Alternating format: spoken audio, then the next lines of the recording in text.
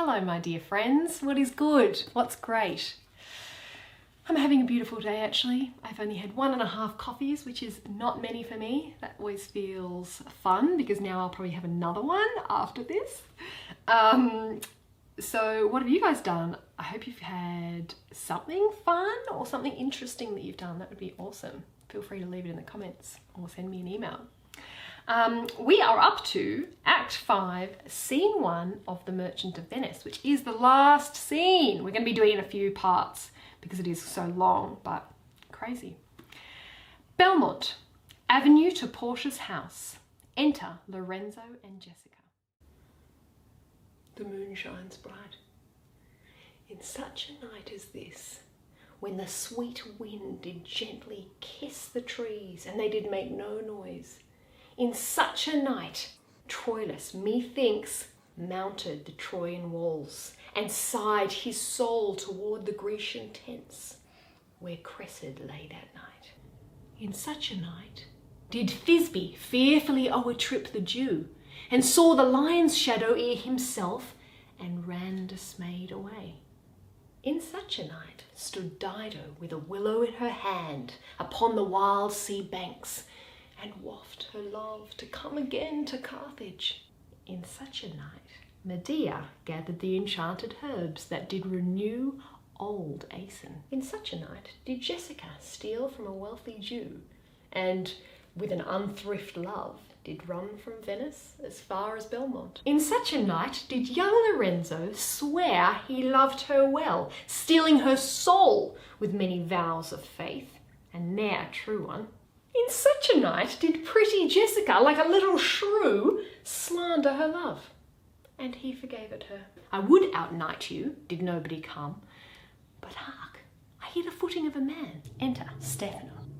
Who comes so fast, in silence of the night? A friend. A friend? What friend? Your name, I pray you. Friend. Stefano is my name, and I bring word my mistress will before the break of day be here at Belmont. She doth stray about by holy crosses, where she kneels and prays for happy wedlock hours. Who comes with her? None but a holy hermit and her maid. I pray you, is my master yet returned? He is not, nor we have not heard from him. But go we in, I pray thee, Jessica, and ceremoniously let us prepare some welcome for the mistress of the house. Enter Lancelot. Sola, sola, woha, ho! Sola? Sola. Who calls? Sola! Did you see Master Lorenzo? Master Lorenzo! Sola! Sola! Leave hollering, man, here! Sola! Where? Where? Here. Tell him there's a post come from my master, with his horn full of good news. My master will be here ere morning. Exit. Sweet soul, let's in and there expect their coming. And yet, no matter, why should we go in? My friend Stefano, signify, I pray you, within the house your mistress is at hand, and bring your music forth into the air. Exit Stefano. How sweet the moonlight sleeps upon this bank. Here will we sit, and let the sounds of music creep in our ears. Soft stillness and the night becomes the touches of sweet harmony. Sit, Jessica. Look, how the floor of heaven is thick inlaid with patines of bright gold. There's not the smallest orb which thou beholdst, but in his motion like an angel sings, still choiring to the young-eyed cherubims. Such harmony is in immortal souls. But whilst this muddy vesture of decay doth grossly close it in, we cannot hear it. Enter musicians. Come, ho, and wake Diana with a hymn. With sweetest touches, pierce your mistress's ear and draw her home with music. Music plays.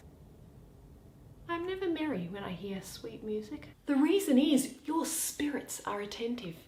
For do but note a wild and wanton herd or race of youthful and unhandled colts, fetching mad bounds, bellowing and neighing loud, which is the hot condition of their blood. If they but hear perchance a trumpet sound, or any air of music touch their ears, you shall perceive them make a mutual stand. Their savage eyes turn to a modest gaze by the sweet power of music.